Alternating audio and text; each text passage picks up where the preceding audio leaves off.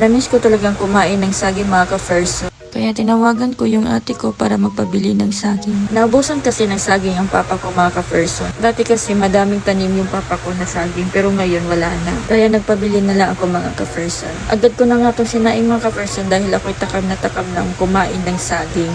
At pasensya na kayo sa voice over ko mga ka-person kasi maulan dito ngayon sa amin at saka sobrang ingay ng bubong namin mga ka-person. Palagi na lang umuulan dito sa amin mga ka-person. Pagpatak talaga ng mga alas 12 or alauna ng hapon mga ka-person ay bigla na lang umuulan. Yung mga nilaban ko nga mga ka-person hindi pa natuyo. Kasi yung mga sinampay ko hindi naaarawan. Madami kasing kahoy dito sa amin. Kaya sa umaga pag sinampay mo, natatabunan din ng mga kahoy yung araw. Eto na nga mga ka-person, isasaing na natin yung saging. Medyo hinog na pala yung saging na binili ng ate ko. Eto na mga ka-person, dalhin na natin yung saging sa aming dirty kitchen. Ito nga pala yung dirty kitchen namin mga ka-person. Sobrang dirty talaga. Okay lang yan mga ka-person kasi dirty kitchen niya, diba? Kaya dirty talaga siya. Ako'y gagawa muna ng apoy. Kahoy pala yung ginagamit namin mga ka-person kaya medyo matagal pag gumagawa ka ng apoy. Hindi kasi uso yung gasol dito sa bukid. At saka mas maganda din gamitin yung kahoy para tipid. Kaya lang minsan mahirap magpaapoy mga ka-person. Lalo na pagbasa yung kahoy. At saka laging umuulan dito sa amin. At saka pasensya na kayo sa takurin namin mga ka-person. Una pa kasi yung pinanganak sa akin kaya medyo ganyan na talaga siya. Pero sobrang tibay niyan mga ka-person.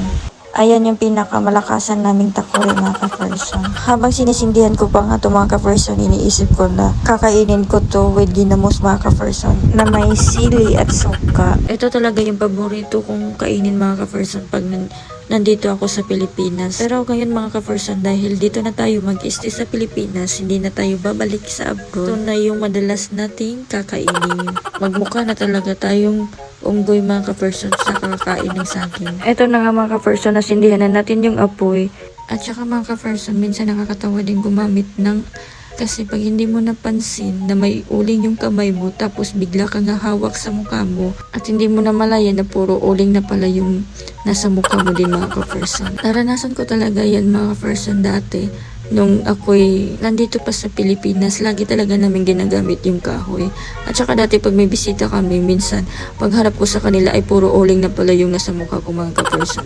Pero hindi naman nakakahiya mga ka-person. Minsan matatawa ka na lang talaga. At saka tayo magsisindi ulit mga ka-person kasi namatay yung sinindihan natin kanina.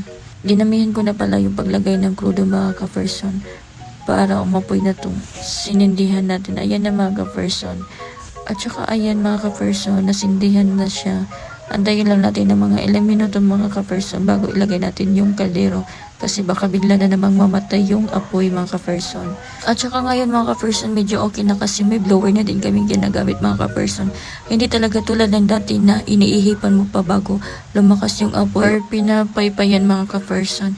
Ngayon may blower na ay sobrang easy na mga ka-person. Tignan nyo ang lakas ng apoy. Antayin lang natin mga ka-person. Ito lulutuin ko lang to ng mga 30 minutes. Kasi medyo hinog na din yung saging natin mga ka-person. Kaya lulutuin lang natin siya ng 30 minutes.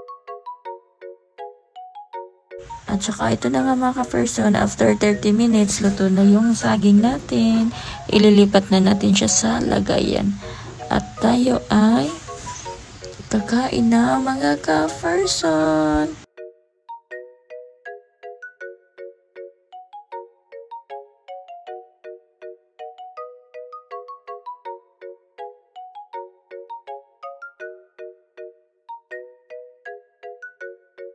At saka ito pala yung sinasabi kong ginamos mga ka-person. Di ako sure kung ginamos din to sa Tagalog. Dito na nga ako kumain sa kwarto mga ka-person. Kasi niyayaya ko nga si Hams na kumain din ng saging. Kaso sabi niya busog pa daw siya. At saka kakatapos lang talaga namin kumain ng tanghalian mga ka-person. Pero kahit busog po ako, gusto ko kumain ng saging. Nakailang yaya nga ako kang Hams mga ka-person para lang kumain. Pero kaso talagang busog pa talaga daw siya mga ka-person. Kaya ako na lang talaga yung kumain ng saging. Si Hams kasi mga ka-person, pag sinabi niya busog, hindi na talaga siya kakain. Hindi katulad ko mga ka-person, kahit sabihin ko ako'y busog, pag nandyan yung pagkain mga ka-person, talagang ako'y kakain mga ka-person. Andito nga si Momo mga ka-person, nangungulit. Parang gusto din ata niya kumain ng saging. Siguro sa isip ni Momo, bigay na lang sa kanya yung party ni Hams na saging. Pinapapaba ko nga siya mga ka-person kasi baka masagi niya yung ginamos. Kaso ayaw niya talaga kaya binigyan ko na lang siya ng konti.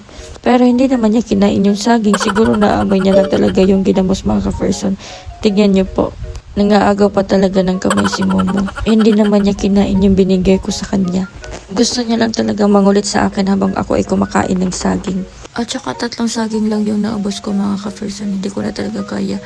At ako'y busog na busog na. Hanggang dito na lang mga ka-person. Thanks for watching. Bye!